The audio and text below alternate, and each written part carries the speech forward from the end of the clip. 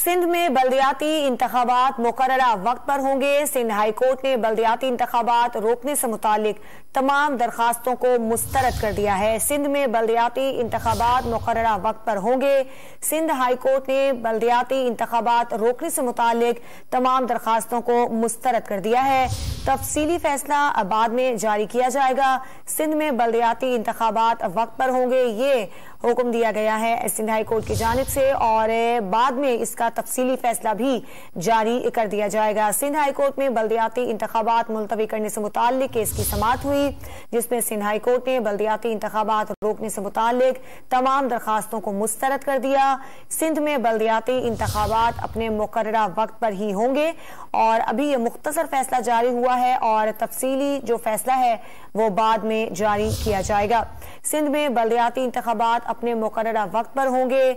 बल्दियाती इंतखाबात रोकने से मुतालिक तमाम दरखास्तों को अदालत की जानिब से मुस्तरद कर दिया गया है। बात करेंगे डॉन न्यूज के नुमाइंदे शफी बलोच से। शफी, अदालत ने क्या कहा है अपने फैसले में? जी, अदालत ने तमाम जमातों की जानिब से लोकल बॉडी इलेक्शन के खिलाफ जो है वो दायर दरख्वास्तें मुस्तरद कर दी है।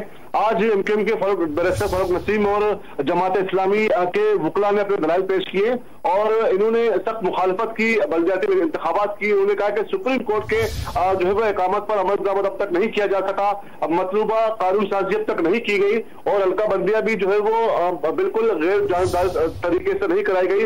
लिहाजा तमाम इंतखाबी समल को जो है वो इस नोटिफिकेशन को खत्म करार दिया जाए और हुकूमत को मजीद इलेक्शन कमीशन को भी वक्त दिया जाए कि वो अपने तमाम होमवर्क कंप्लीट करके इसके बाद ही इंतखाबी शेड्यूल का ऐलान करे। जबकि आज सिंध हुकूमत के वकील ने अपने दलाल पेश किए और उन्होंने अपने दलाल में कहा कि सिंध हुकूमत ने कानून साजी के लिए आज सारी जमातों पर मुश्तमिल एक सेलेक्ट कमेटी जो है वो कायम की थी, जिसकी कई मीटिंगें हो चुकी है।